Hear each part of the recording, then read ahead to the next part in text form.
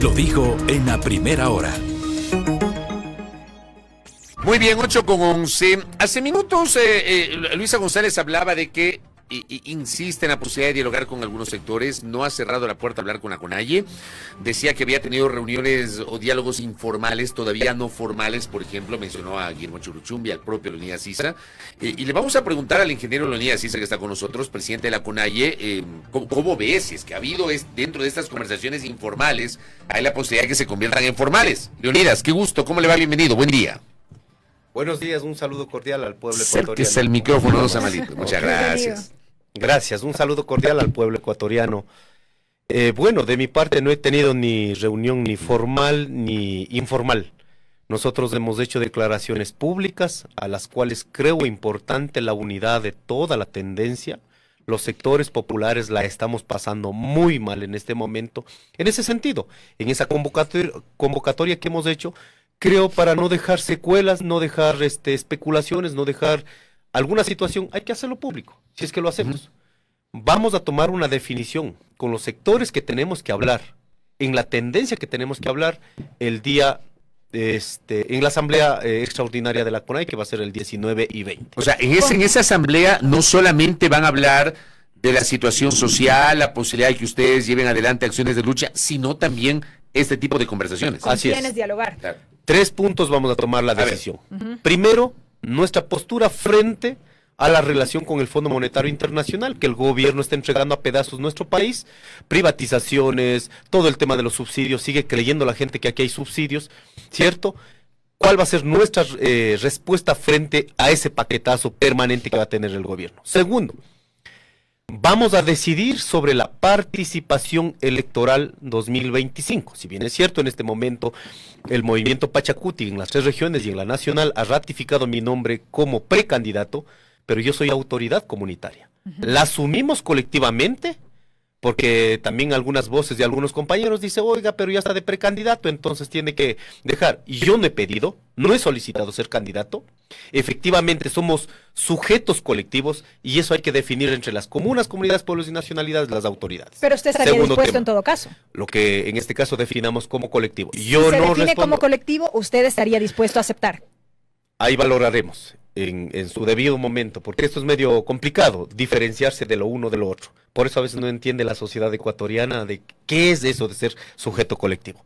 Y la tercera cuestión, ¿cuál va a ser la política de unidad? Eso tiene que discutir nuestras estructuras organizativas. Porque si no también, ¿qué ha pasado en los últimos años? Los dirigentes tienen una lectura, ponen una lectura, acaban alineándose a la derecha porque tienen problemas o lo que sea, como vimos, ¿no es cierto? Algunos dirigentes en su debido momento fueron tras de lazo y las bases decimos, oiga, ¿pero qué pasó, no? Entonces, por ello hemos entregado presencialmente, de manera respetuosa, uno por uno, a la convocatoria que este día tendrá la participación de la mayoría o de la totalidad de las autoridades en esta discusión. Leonidas, hasta el momento y de la cercanía que usted tiene con esas bases, ¿cuál es el sentir de las bases del movimiento indígena respecto de una posible unidad, digámoslo así, con la Revolución Ciudadana? Bueno, no hemos topado realmente. Yo, como ustedes han escuchado, lo he dicho de manera general. Y hay que preguntar también por qué hay un sector del movimiento indígena totalmente en contra del correísmo, totalmente en contra de la Revolución Ciudadana. Porque la Revolución Ciudadana también no ha tenido la madurez de reconocer los errores y horrores que cometieron en sus 10 años. Hay militantes de la Revolución Ciudadana que dicen, pero tienen la responsabilidad es el movimiento indígena que fueron a votar por Lazo. Pero no se han preguntado por qué fueron a votar. No se preguntan, no se cuestionan, por la cual yo jamás me iría, por más problemas que tengamos, jamás me iría a servir de siervo utilizado de la derecha. Pero compañeros utilizaron este pretexto para lógicamente alinear aquello.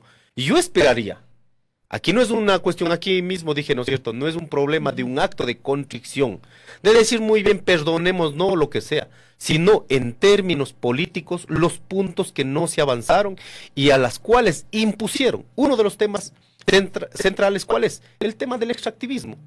¿Acaso la Revolución Ciudadana, pensando que de ahí vamos a sostener el desarrollo del país, vamos a seguir garantizando negocios de la familia Noboa? Yo sí quisiera escuchar eso. ¿Sí?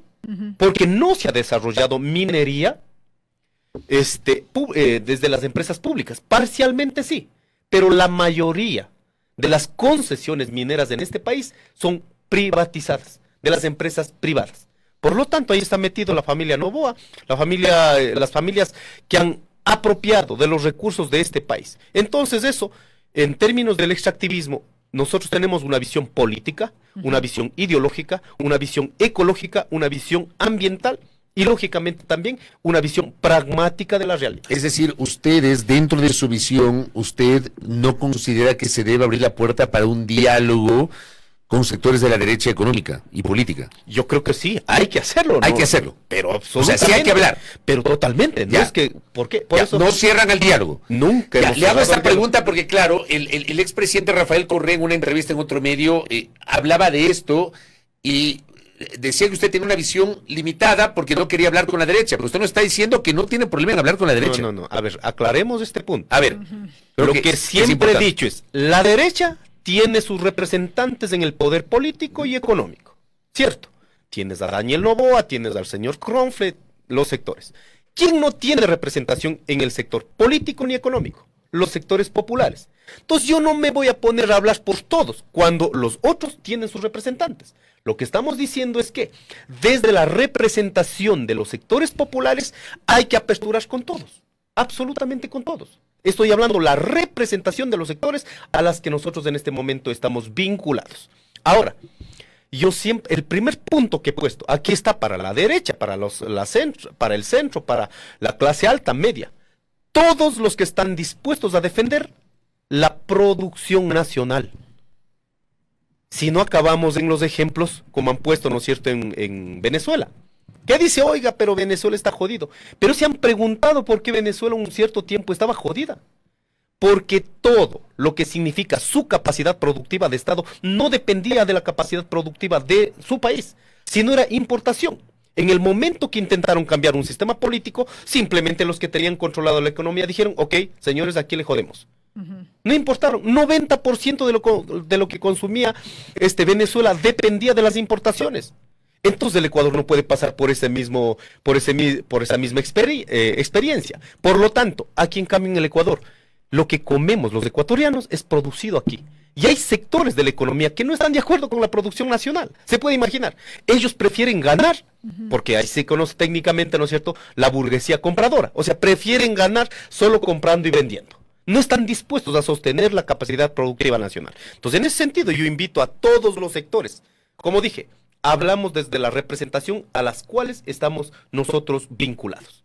Leonidas, de otro lado, ¿por qué la CONAIE y el movimiento indígena no se sumó a la jornada de movilización este jueves? Bueno, como he dicho, aquí se ha dado interpretaciones tremendamente jodidas también. Nosotros somos organizaciones que decidimos orgánicamente. No se olvide, para un poco poner, ¿no es cierto?, en contexto, el 22 de octubre, viernes 22 de octubre del 2021, decidimos ir a una movilización. Y el día lunes 24, me parece, el FUT, el Frente Unitario de los Trabajadores, dijeron, ok, vamos también a esa movilización. Salimos el miércoles 26, 27, si no mal me acuerdo de esa fecha. Y finalmente, nosotros del movimiento indígena sostuvimos 3 días, a la cual habíamos pedido también al Frente Unitario de los Trabajadores, al Frente Popular, a todos, que sostengamos esas jornadas un poquito más alargadas, ¿no? Sin embargo, no se dio. Entonces, en ese sentido, cuando hemos tenido que unificar las luchas, lo hemos hecho. Cuando no hemos tenido la posibilidad, los tiempos o las decisiones de unificar, simplemente hemos respetado, hemos saludado y hemos respaldado también. ¿Fue por un tema de tiempo y de organización en esta ocasión? Nada más. Y es más, en algunas provincias participaron. En donde podían movilizar, participaron. Entonces, en ese sentido, creo que no está bien de pronto poner algunos criterios de que porque hemos estado en contra o lo que sea. Y les quiero recordar, mejor dicho, para llegar al levantamiento del 2019, se tuvo que dar más de 30 eventos desde el enero 2019 a octubre 2019. Entonces, son iniciativas que respetamos a cada estructura organizativa o cada espacio de la sociedad civil que reaccione frente a los hechos que toma el gobierno nacional. Ahora bien, 19 y 20 de julio la CONAIE tendrá estas decisiones que nos ha explicado el UNIACISA. Yo le pregunto a Leonidas Sisa si lo que resuelve la CONAIE, por ejemplo, respecto de la participación como organización social en las calles frente a las decisiones del gobierno del presidente Noboa, inevitablemente esté atado al proceso electoral que se avecina. Yo creo que es una coyuntura, esta coyuntura muy particular, porque estamos con el proceso electoral a la vuelta de la esquina, porque el líder de la CONAIE es hoy precandidato a la presidencia. Es inevitable hacer la relación del uno con lo otro, Leonidas. ¿Qué decir sobre eso? Bueno, esto ya está instalado por parte del viceministro mismo. No podemos hablar con la CONAIE porque ya está de precandidato. Sí. Oiga, porque eres precandidato, porque eres político, entonces, porque estamos en los sectores populares, entonces no comes, no sientes la pobreza. Es absurdo estas afirmaciones de esta gente. Lo que no tienen es capacidad de debate, porque nosotros en la mesa, que algunos puntos lo están tomando esta gente del gobierno, ¿no es cierto?, no han podido debatir sobre la realidad de la gente, cómo está viviendo. En ese sentido, yo he sido absolutamente claro. Si es que esto va a ser un problema, simplemente nuestras organizaciones de base definiremos conjuntamente. Preferible no ser el candidato, pero la lucha sobre una imposición del Fondo Monetario Internacional no puede quedar en tela de dudas, no puede quedar sobre cálculo político. Si es que la decisión de nuestras estructuras de base aún permite aperturar el debate sobre esta realidad, dígame, ¿quién de los sectores políticos, movimientos y partidos políticos, quiénes pueden tener tanta claridad frente a los combustibles? ¿Quiénes? Somos nosotros. Hemos venido luchando durante más de 20 años. En ese sentido creo que queda dos caminos. Uno, el tema de la lucha en las calles, luego de un proceso como siempre hemos hecho, de diálogo, de debate y todo lo que no queda descartado. Segundo, si es que no sabemos, por eso digo, no sabemos. Esperemos que el presidente de la República también, porque finalmente es apenas un acuerdo, el tema de los subsidios. Él tiene firmado 43 acuerdos. A diciembre de 2024 tiene que entregar, ¿no es cierto?, la propuesta de la nueva política tributaria. ¿Qué significa más impuestos? ¿Más incremento de más números de contribuyentes? ¿Qué significa? Se habla del sistema financiero, sobre todo del sistema de cooperativas de ahorro y crédito, los segmentos 2, 3, 4 y 5. Yo quisiera escuchar pues aquí a las cooperativas de ahorro y crédito. Eso está acordado con el Fondo Monetario Internacional. Tenemos una veeduría, auditoría en el sistema de seguridad social en este momento, acordado con el Fondo Monetario Internacional. Todos los procesos de privatización. Díganos 43 acuerdos. Entonces, para dejar claro, no va a haber condicionantes sobre mi precandidatura frente a la lucha, frente a la realidad que está en este momento. Nosotros no estamos atados de manos ni de pies para que de pronto digan, oye, como estamos de precandidatos, entonces dejemos nomás. No, primero, agotamos todos los recursos que sean necesarios y si es que finalmente la lucha en las calles nos vamos a las calles. Pero no puede quedar aquí, de pronto parece que has negociado, parece que no has negociado, por una precandidatura. En ese sentido, el día 19 y 20, con absoluta claridad, daremos a conocer al país.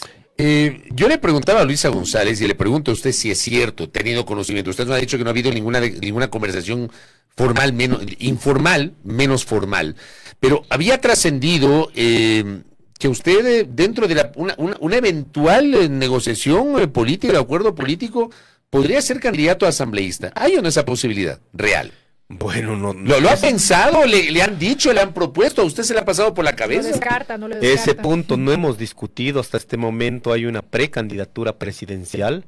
Si es que hay algún cambio, alguna situación, lo haremos de acuerdo a la valoración técnica, lógicamente mirando los números, mirando las decisiones de nuestras bases, pero hasta este momento no he tenido ninguna posibilidad de diálogo ni opciones que hayan presentado. Hasta este momento, que he escuchado al compañero Guillermo Churuchumbi de manera pública lo ha dicho, tenemos al único precandidato, único del movimiento Pachacuti. De ahí no hemos barajado ninguna otras posibilidades. Y hay otra cosa que dijo Luisa González que creo que fue parte central de la conversación que tuvimos con ella. Ella dice, hay que ir a una asamblea constituyente. Entonces le preguntábamos, similar a 2007, al proceso 2007, y plantea ir a la Asamblea Constituyente de alguna manera para volver a foja cero respecto de la estructura institucional que tiene la República. Ella ha sido crítica sobre el manejo de la justicia y de otras instituciones.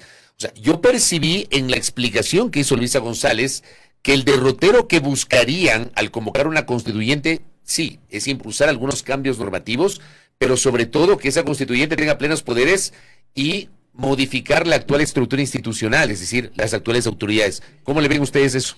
Yo no creo que ese es el camino. Podría ser un camino realmente muy tortuoso, donde los derechos que están ganados hasta este momento se podría perder. Creo que hay 3, 4 temas que sí hay que cambiar. Por ejemplo, el tema hiperpresidencialismo. Eso hay que cambiarlo. No puede seguir así, pero se puede hacer bajo otro mecanismo. No puedes ir a aperturar todo.